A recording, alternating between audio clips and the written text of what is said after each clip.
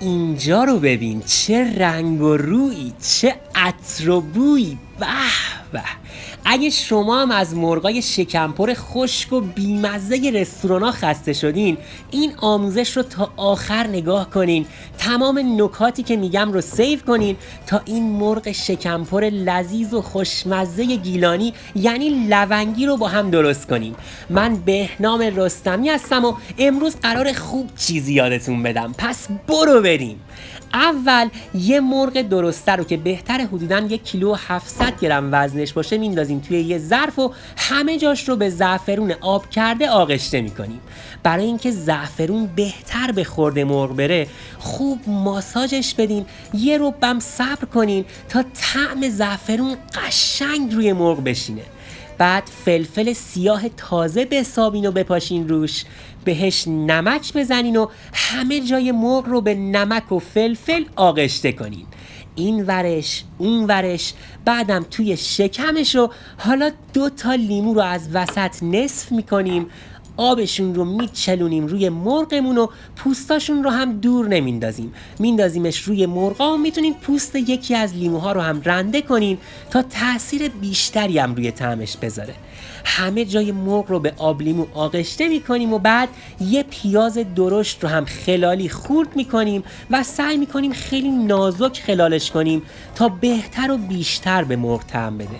بعد به مرغمون اضافهش میکنیم و این مرغ باید حداقل 5-6 ساعت استراحت کنه تا هم بوی زهمش گرفته بشه و هم کلی خوشمزه بشه. حالا بریم سراغ آغوز شمالی یا همون گردوی خودمون.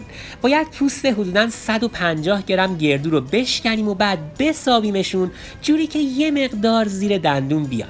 من پوستشون رو که گرفتم توی نمکیار شمالی یعنی همین ظرف سفالی که میبینید با یه سنگ صاف که شمالیا بهش میگن مشت سنگ خوب گردوهام رو سابیدم تا به اندازه‌ای که میخوام له بشن. قدیمی های گیلانی مواد غذایی رو اینجوری آسیاب میکردن. حالا شما با دستگاه‌های برقی هم میتونین این کار رو انجام بدین، ولی به نظر من که اینجوری خیلی جذاب تره. به نظر شما اینطور نیست؟ وقتی که گردوهامون له شدن، یه پیاز رنده شده، 2 حبه سیر رنده شده و سبزی‌های معطر شمالی مثل خالواش و چوچاق بهش اضافه می‌کنیم که البته از نعنا و جعفری هم میتونین استفاده کنین. حالا یه قاشق رب به آلوچه و یه قاشق هم رب به انار ترش اضافه می‌کنیم و موادمون رو هم میزنیم تا به خورد هم برن و یک دست بشن. حالا هم میتونین شکم مرغ رو با همین مواد پر کنین، هم میتونین برای خوشمزه تر شدنشون یک کم تفتشون بدین. به نظر من که بریزیدش توی تابه و با حرارت کم در حدی که فقط گردوها داغ بشن تفتشون بدین و زیر و روشون کنین. چند تا دونه آلوی جنگلی هم به مواد میانی مرغ شکمپر اضافه میکنیم و یه مقدار زرشک میریزیم توش. حدوداً 1 دقیقه دیگه هم که تفتشون بدیم موادمون آماده است، ولی اگه دوست دارین میتونین یکم زعفرون هم بهش بزنین. البته اینم بگم که این مواد به اندازه کافی طعم دارن و اضافه کردن زعفرون توی این مرحله دیگه کاملا اختیاریه. اینم از مواد میانی مرغ شکمپر ما.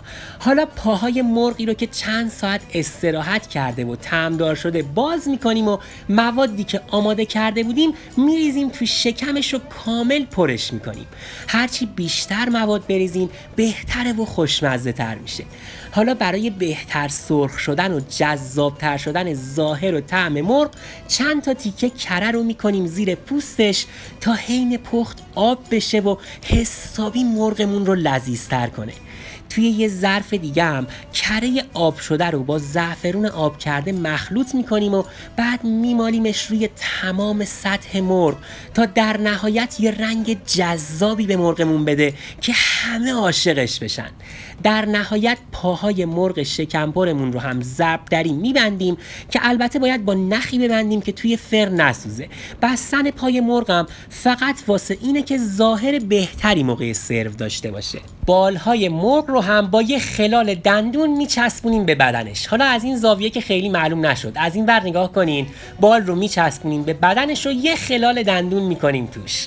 حالا مرغ ما آماده پخته شدنه و باید بذاریمش روی سینی فر که کفش سیر و پیاز چیدیم تا ته مرغ نسوزه. البته اگه پول دارین که هویج کیلویی 40,000 تومان بخرین میتونین هویج هم بذارین زیر مرغ، ولی خب من پول اضافه ندارم.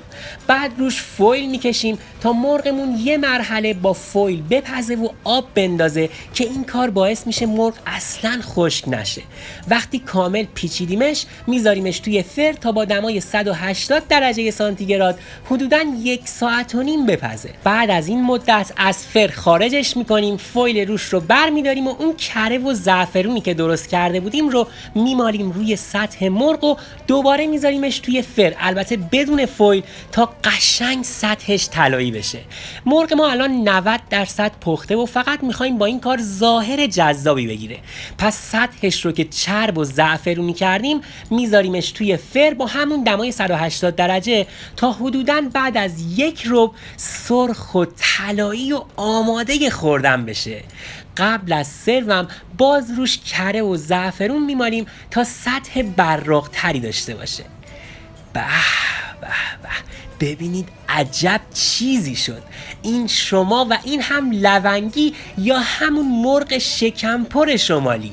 امیدوارم شما هم به همین جذابیت درستش کنید و لذتش رو ببرید.